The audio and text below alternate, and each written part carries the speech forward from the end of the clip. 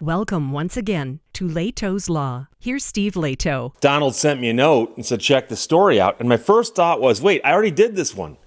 And I went and looked, and it turns out I had a similar story, but actually not as big an event as this. So we're talking about a story out of Hawaii, and Lynn Kawano wrote this. HPD investigating complaints about false arrests by officers looking for drunk drivers. I did a video a couple months ago about an officer, one police officer, who would routinely pull people over, check them out for drunk driving, and then even if they blew zeros on the PBT, preliminary breath test, he would still arrest them and say, well, I still think they're drunk. And we'll get to that, but this is Honolulu, the Honolulu Police Department. But now it turns out they're talking about multiple complaints having to do with the department, not just the lone wolf rogue officer. The Honolulu Police Department's Professional Standards Office has received multiple complaints stemming from drunk driving arrests, and the department has confirmed that. Hawaii News Now has been reporting on drivers who had zero alcohol, 0.0. Zero alcohol detected in their breath or blood tests, but are still taken to jail. So the PBT apparently shows nothing. The blood test, nothing. The data master, nothing. That's okay, we still think you're drunk. A handful of those drivers have filed complaints seeking internal investigations into the officer's actions. And someone even said this may be an ongoing problem. Oh? Body camera videos obtained by Hawaii News Now show a person being arrested in November of 2023, even though the breathalyzer showed a reading of 0.0. So they filed their complaint shortly after the arrest. The major in the Professional Standards Office responded weeks later with a letter that said the investigation was complete, and upon a review of the facts available by the officer's immediate command, they were not able to find sufficient evidence to sustain your complaint. Now, here's the thing. It's not that there would be evidence to sustain it. There'd be a lack of evidence. There's someone blows zeros on the breathalyzer at the police station, and the reason I'm emphasizing that, in case you don't know, someone's driving down the road, and a police officer sees them do something that indicates that they are not driving properly. They're weaving around, they hit something, they run up on the curb, they run a red light, they're driving 20 miles an hour below the speed limit, something crazy. So the cop pulls them over. As he approaches the car, he's observing the driver, and the driver appears to be behaving oddly, to suggest that they might be drunk or under the influence of something, okay? And I'm just giving you the prototypical example. So in other words, the police officer had a reason to pull them over and now observes them behaving in a way that indicates they might be drunk. So the officer asks them to step out of the vehicle. They step out of the vehicle. In my hypothetical, they're staggering around. They're speaking in circles. They're actually having a hard time explaining themselves. I watched a video yesterday about a drunk driving arrest where a police officer said, where are you going? And the person said, here. Okay, you got here. Cool. The person was really, really drunk. So the police officer says, you know something, to confirm that you are safe to drive, I'm going to ask you to submit to some field tests. And that's the old, put your head back, close your eyes, take your finger, touch your nose. Watch the tip of my pen without moving your head, walk a straight line heel to toe, that kind of thing. And then when the person fails that horribly, then they say, okay, we want you to take a preliminary breath test, a PBT, preliminary breath test, and that's a handheld device that the officer will hold, and you'll blow into a tube, and you do that for a few seconds, and then it beeps, and the officer reads it and looks at it and goes, what's the number it shows? Here's the thing. Preliminary breath tests are not as accurate as the machine they have back at the police station.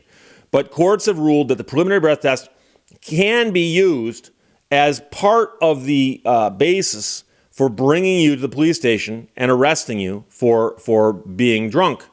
And so your PBT shows a number of a certain limit. You go, okay, that's over the limit. I'm arresting you. They take you back to the police station and they say, okay, we want you to blow a breathalyzer.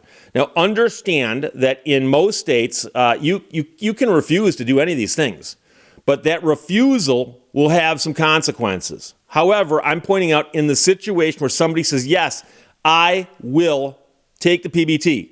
They blow zeros. It's okay, you're still under arrest. They take you back to the police station. You blow zeros. They draw blood. Zero. I am a firm believer and a cheerleader of the concept that if you can get sunk by the test should save you when it goes the right way. So if that breathalyzer at the roadside saying .08 will send you to jail, if it says 00, they should let you go. Now, you might say, but Steve, what if that thing malfunctioned? Look, generally speaking, if it's accurate enough to send you to jail, it should be accurate enough to keep you out of jail. Now, I'm not saying if you ran a stop sign and the cop thinks you're drunk, that if you blow zeros, you shouldn't get the ticket for running the stop sign. It's just that they really shouldn't be bringing you in for driving under the influence when their own equipment shows that you got zeros in your system.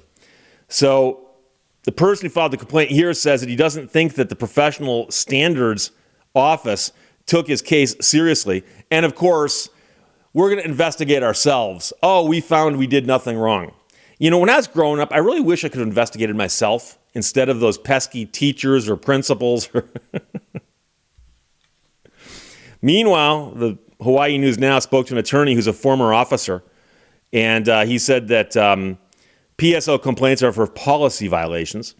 Basically, they're going to look at all the standards of conduct and see if the officer violated any of that. Investigators are not necessarily going to look at this particular case to see if there was a probable cause to stop the man, but rather to see if the officers followed the rules. But again, if the rules actually say if the person blows any number, you can arrest them. Because that's what they're saying. You can blow zeros, be arrested. Why are we doing the test at all? Well, it's going to give us a lot of ammunition if the guy's, off the charts. He's up there somewhere where he shouldn't be. But on the other hand, if you can arrest somebody who blows zeros, really you can at that point arrest anybody. The man who they're talking to here, the former officer and attorney, said he was surprised that the officer who transported the man did not get into trouble for turning off his body camera, which is apparently something was violation of policy.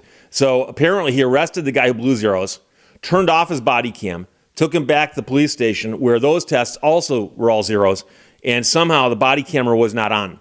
And it makes me wonder if while the body cam was on and they get into the car, if this guy who got arrested is complaining about the fact, like, wait, I blew zeros and you're arresting me?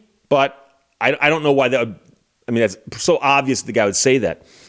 The attorney / former police officer says that's a rule that if they didn't follow, they should have something for it. Another driver filed a complaint with the standards organization. A high school senior who was arrested in March for DUI after he did a breathalyzer test with a result of 0.00. Meanwhile, the Hawaii PD confirmed they have 2 other active investigations. So it's at least 4 cases that they are talking about here. 4. The Honolulu prosecutor's office told HNN earlier this year that 80% of the DUI cases forwarded from the police department are rejected. Now, here's the thing. I have handled quite a few drunk driving cases in my life. I stopped doing them a few years ago, but there was a time when I would do quite a few of them. And I don't know what percentage of the ones that were brought to the prosecutor and presented were actually prosecuted. But I suspect it's quite high. It's got to be higher than 20%. And so you might say, but Steve, why would they be rejecting cases? Are these all people who blew zeros? Probably not. Because remember, I gave you the scenario earlier where the police officer observed the car do something inappropriate that made the police officer go, okay, I've got to pull that car over. They're doing something wrong. They just did something wrong. And so there has to be a reason to pull the person over. Then there has to be a reason to say, you know something, the way you're talking, the way you look, whatever smells I'm getting, lead me to believe that you've been drinking alcohol and it's affecting your ability to drive. And so a police officer would have to articulate that, actually say it, and put it in a report. And so I've read these reports, and I've read so many of them that after a while they start to read alike. And there's a reason for that too, which you can figure out pretty quickly, because they know how to write the report to make it stand up.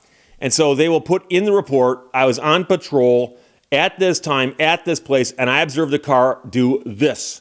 And they'll describe something which is clearly against the traffic code. Then they'll say, turned on the overheads, pulled the person over, approached the car, and upon approach to the car, could smell that the car and the person reeked of alcohol, and the person had slurred speech, glassy eyes, kept repeating themselves and saying incoherent things such as, I'm trying to get home. I think I live here. And it's like, no, this is I-75. There's no homes around here for 5 miles. No, I live here. This is where I live. I live here. Oh, you don't.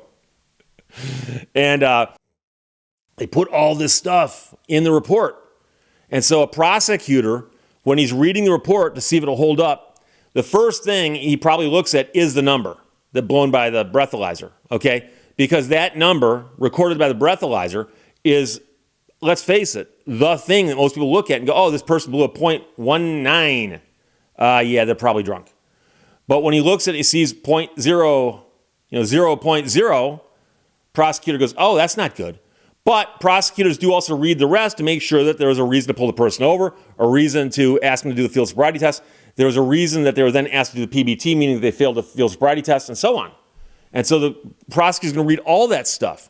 But I have a sneaky feeling that some of those, at least some of them, were because the person blew zeros. And a prosecutor looks at it and goes, we can't prosecute somebody who blew zeros. We can't. But I think that enough people view it the way I do, and that is, look, if you can hang people based on this high score, you got to let them go on a low score.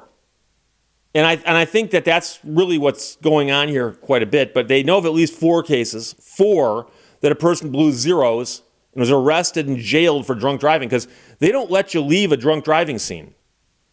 They will handcuff you, take you to jail, process you, and then make you, not sleep it off, but wait it off to where the stuff would be out of your system. And they have a chart. If you blew this, you got to wait this long. You blew this, you got to wait this long. So you blew zeros, they can let you go because you got nothing in your system. So why'd they arrest you again? It doesn't make any sense. So it's a crazy case, but Donald, thanks for sending it. Like I said, I talked before about an officer doing this. This appears that it could be department-wide, unless this is one officer doing it over and over and over again, which really makes you wonder. But again, we've investigated ourselves and discovered we've done nothing wrong. There you go. So Hawaii News Now ran that. Lynn Kawano wrote it. HPD, Honolulu, investigating complaints about false arrests by officers looking for drunk drivers and then arresting them when they blow 0.0. Questions or comments, put them below. Let's talk to you later. Bye-bye. Thank you for watching Lehto's Law. Confession of Canadian Lady Robot. I drive a Toyota.